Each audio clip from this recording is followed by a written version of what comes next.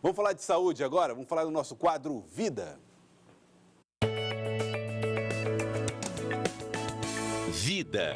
Oferecimento Hospital São Marcos. Para toda a vida. Vamos falar hoje sobre os casos de câncer de pulmão. Como acontecem, como fazer a prevenção. Para isso, eu vou convidar o Dr. Cromwell Mello, que já está aqui conosco. Dr. Cromwell, ele é cirurgião torácico e vai nos ajudar a entender melhor um pouco desta doença. Dr. Cromwell, seja bem-vindo aqui ao Jornal do Piauí. Obrigado por aceitar o nosso convite. Primeiro, queria saber do senhor o que é exatamente o câncer de pulmão, Dr. Cromwell. Sim, boa tarde a todos. Como todo câncer, né, o câncer é um crescimento anormal celular, crescimento anormal e desregulado. Então, o câncer de pulmão, ele faz referência justamente a isso, é o crescimento anormal e desregulado das células pulmonares. Existem vários tipos de câncer de pulmão, o mais comum atualmente hoje é o tipo adenocarcinoma, né, e ele realmente é isso, é um crescimento anormal que, como todo tipo de câncer, pode causar metástase, se espalhar para outros órgãos do corpo. É provocado geneticamente? Nós temos controle sobre as causas? Ou geralmente ele tem um causador externo? O câncer de pulmão, principalmente, hoje em dia tem muitos estudos mostrando que ele tem um substrato genético muito importante, né? Então, inclusive se descobriram algumas mutações genéticas hoje que têm significado clínico. O que é que significa isso? Que são mutações que consistem, que fornecem um tratamento específico para aquela doença. Então, ele tem sim um substrato genético muito importante e também tem fatores externos influenciadores. O principal deles é o cigarro. Então, a gente sabe hoje que 90% dos casos de câncer de pulmão estão relacionados ao cigarro. Então, ou seja, 90% dos pacientes que têm câncer de pulmão fumam, já fumaram ou tiveram contato com o cigarro. Mas é necessária a combinação de fatores? Cigarro mais predisposição genética? Só a predisposição genética? Só o cigarro é capaz de provocar isso? Quando há a combinação cigarro e predisposição genética, realmente o risco aumenta muito mais. Mas o que a gente consegue quantificar hoje em dia realmente é o fator de risco do cigarro. A predisposição genética a gente consegue determinar em alguns casos. Existem alguns genes que a gente pode mapear isso e algumas mutações genéticas que a gente pode pesquisar. Mas o principal fator de risco realmente é o cigarro. Hoje a gente sabe que quem fuma tem 20 vezes mais chance de ter câncer de pulmão do que quem não fuma. E quem é fumante passivo, ou seja, aquele que tem alguém que convive todo dia com você em casa, que fuma, gira em torno de 3 a 7 vezes mais chance de ter câncer de pulmão do que quem não fuma. Quais são os sintomas do câncer de pulmão? As pessoas percebem que há um problema de que maneira? Como a maioria dos cânceres, né, de órgãos sólidos, o câncer de pulmão ele tem um grande problema com relação a sintoma. Ele varia de nenhum sintoma, né, como os cânceres em estágio inicial, quando é um nódulo pequeno, quando é um tumor pequeno, há sintomas importantes como tosse, escarro com sangue, que a gente chama de hemoptise, falta de ar. Então, depende muito de que estágio o tumor está. Mas os principais... Então, o que o senhor está querendo dizer é que quando ele vem a se manifestar, ele pode já estar num estágio mais avançado? Na grande maioria das vezes é isso. Quando ele se manifesta com algum sintoma, com tosse, com escarro com sangue, com falta de ar, ele já tem um estágio mais avançado. Tá, então o ideal é antecipar isso? O ideal é prevenir, evitar fator de risco e... Quem tem fator de risco, né, que tem um risco aumentado, a gente fazer um screening, a gente procurar. Quando o senhor falou assim a respeito da origem do câncer, pode ser por cigarro, pode ser por predisposição genética, isso influencia no tratamento? Como é que é o tratamento para pacientes com câncer? O câncer de pulmão, nos últimos 10 a 15 anos, ele teve uma revolução no tratamento. Ainda a base do tratamento para o câncer de pulmão hoje ainda é a cirurgia. O câncer de pulmão ainda o principal tratamento é a cirurgia. Então, quando você pode operar, você fornece ao paciente a melhor maneira dele ficar curado.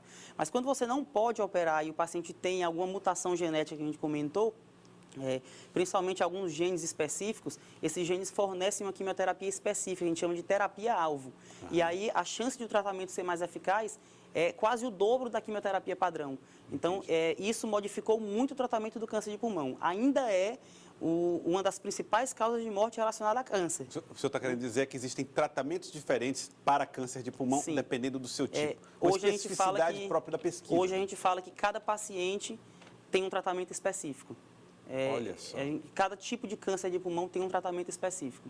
Qual o nível de sucesso desses tratamentos? A quimioterapia, a cirurgia, ela dependendo do estágio em que a gente abordar esse paciente, ele pode ter chance de acima de 80% a 90%. Se for um estágio inicial, né, um estágio que a gente chama de estágio 1 ou estágio 2, a cirurgia pode propiciar 80% a 90% de chance de vida em 5 anos. A gente fala isso em câncer. Né? E a quimioterapia padrão, quando já não se pode mais tratar com cirurgia, ela fornece uma chance de vida de 20% a 40% geral. E a quimioterapia específica, que a gente chama de terapia-alvo, ela pode fornecer até 80%, até 60% de chance de sucesso. Quando você fala em si, a pessoa que pode passar por cirurgia, qual é a avaliação que se faz? Quem pode e quem não pode passar por cirurgia? A gente tem, existe no tratamento do câncer, existe uma coisa chamada estadiamento. Então, a gente faz exames do corpo todo e vê a localização do tumor, o tamanho e se há doenças em outros órgãos. É isso que faz definir se é cirurgia ou se é quimioterapia. Então, a gente tem que fazer esse estadiamento inicialmente para depois definir qual é o tratamento para esse paciente. Existe limitação para quem faz essa cirurgia? Diminuição da capacidade física, de capacidade de performance na caminhada, na corrida? Estão proibidos de fazer atividades? Como é que é isso? Não, eles não ficam proibidos, mas é assim, se a gente imaginar que a gente vai tirar uma parte do pulmão do paciente, obviamente a gente pensa que vai ter uma diminuição.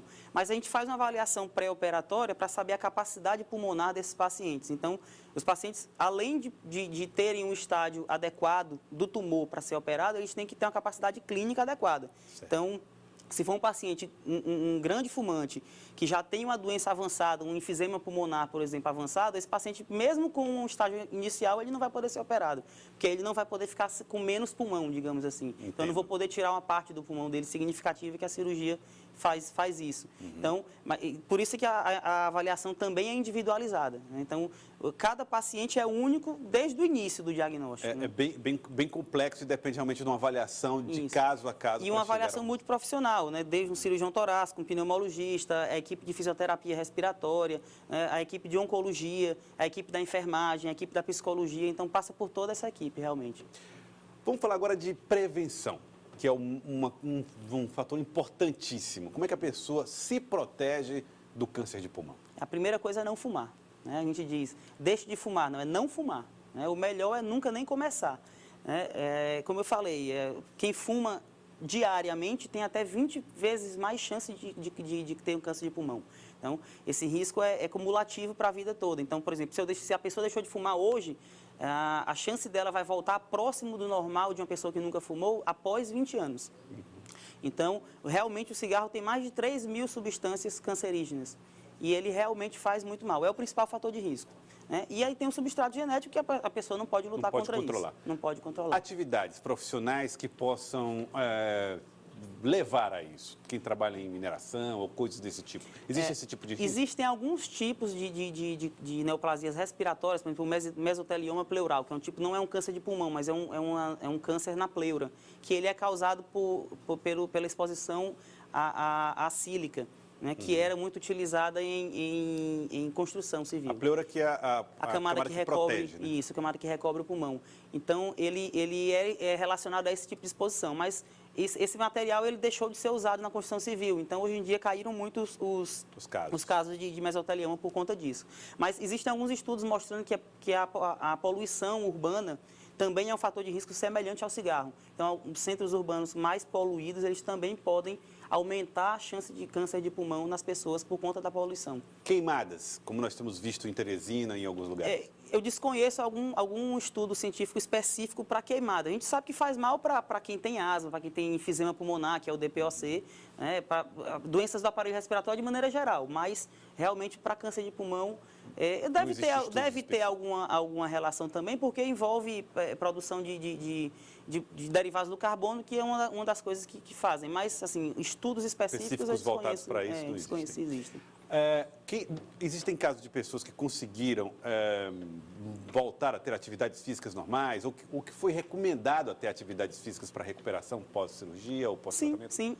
Inclusive, eu tenho pacientes que são corredores, por exemplo. Então, eu operei há um tempo atrás um paciente que é corredor e voltou a correr, ficou curado, mas também já operei alguns que não conseguiram voltar. Mas isso depende muito da doença, depende muito do paciente. Né? E depende muito do tanto de pulmão que você precisa ressecar. Por exemplo, se você tirar um pulmão inteiro para combater um câncer de pulmão, com certeza esse paciente vai ter uma limitação maior e ele vai ter realmente uma falha maior. Mas se for uma cirurgia que a gente chama que é a lobectomia, que é tirar um lobo do pulmão e o restante permanece, é perfeitamente viável que ele volte a fazer atividade física normal, de uma maneira normal. Eu queria agradecer, doutor Cromwell. Muito obrigado por ter vindo aqui ao Jornal do Piauí. Muito obrigado pelas informações prestadas através do Hospital São Marcos. Obrigado por ter vindo.